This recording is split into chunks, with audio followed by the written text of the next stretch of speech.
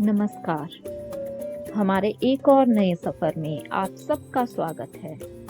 शुरू होता है हमारा एक और सुहाना सफ़र जो आपको ले जाएगा एक ऐसी मंजिल की ओर जहां अगली बार आप खुद आकर इसका अनुभव लेना चाहेंगे। अपने वीडियोस में हम आपको दिखाते हैं हिमाचल की कुछ ऐसी खूबसूरत जगहें जो अपनी प्राकृतिक खूबसूरती से आपको रोमांचक कर देती हैं। लेकिन इनमें से कुछ जगहें ऐसी हैं जिनके बारे में शायद कम ही लोग जानते हैं। आप हिमाचल के बहुत से फेमस टूरिस्ट प्लेसेस के बारे में तो जानते ही होंगे, लेकिन जहां हम आपको आज लेकर जा रहे हैं, क्या आप वहां कभी गए हैं?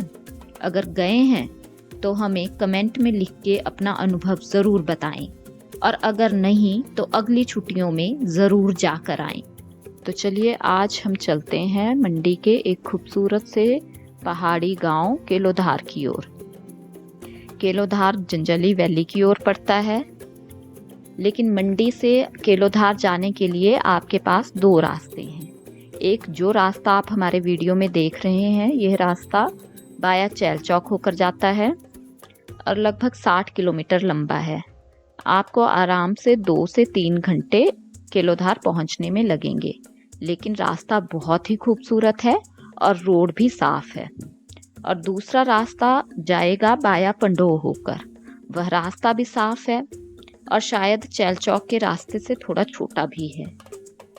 ये 40 से 45 किलोमीटर का है और 1.5 से 2 घंटे आपको केलोधार पहुंचने में लग सकते हैं।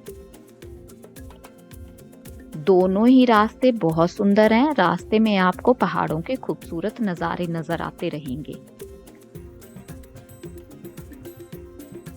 इन नज़ारों को देखते हुए आप कभी भी बोर नहीं होंगे, लेकिन हाँ, मोड़ों की वजह से थोड़ी ट्रैवलिंग में दिक्कत होती है, लेकिन ऑब्वियसली पहाड़ी रास्तों पे मोड़ तो होते ही हैं, तो घबराने की क्या बात। अभी हम चैल चौक से आगे निकल चुके हैं और जैसे जैसे हम आगे बढ़ते जा रहे हैं, दृश्य उतना ही सुंदर होता जा रहा है। रास्ता चीड़ के घने जंगलों से घिरा हुआ है, लेकिन दूर पहाड़ियां साफ नजर आ रही हैं। आज मौसम भी एकदम साफ है। अभी हम केलोधार से महज 8-10 किलोमीटर पीछे हैं और आप देख सकते हैं कि अब हमें रोड के दोनों तरफ बर्फ नजर आने लगी है। इसका मतलब है कि अब हम जल्द ही पहुंचने वाले हैं। लेकिन यहाँ रोड के किनारे एक झरना था, इसलिए हम थोड़ी देर के लिए यहाँ रुक गए।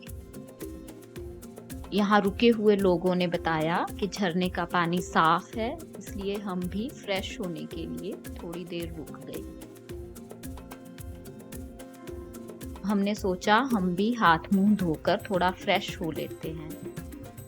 रास्ता लंबा तो नहीं था, लेकिन मोड़ वाला था, इसलिए हम सारे ही अब थक चुके हैं।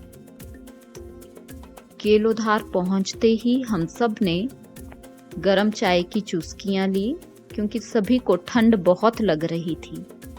ये केलोधार की छोटी सी मार्केट है, जहां 8 से 10 दुकानें होंगी, लेकिन फिर भी ज़रूरत का सारा सामान आपको यहाँ मिल जाएगा। और ये सामने नज़र आ रही है केलोधार की वरिष्ठ माध्यमिक पाठशाला। अब हम जा रहे हैं केलोधार के लंबोदरी माता मंदिर, जो यहाँ से महज 1-1.5 किलोमीटर दूर है। यूं तो वहाँ के लिए रोड भी है, लेकिन यहाँ बैठे अंकल जी ने हमें बताया कि रास्ता बर्फ से भरा हुआ है, इसलिए अब हमें पैदल ही चलना होगा। ये रास्ते में लोगों के खेत हैं और खेतों में लगे हुए सेब के पेड़। बर्फ से ढके हुए ये खेत दिखने में बहुत सुंदर लग रहे हैं और हमने तो इस बर्फ में बहुत मस्ती की। और सेब के लिए तो वैसे भी कहा जाता है कि बर्फ बहुत अच्छी होती है। हमारे साथ आई ये छोटी और शरारती परी यहीं पे बर्फ में मस्ती करने में बिजी हो गई।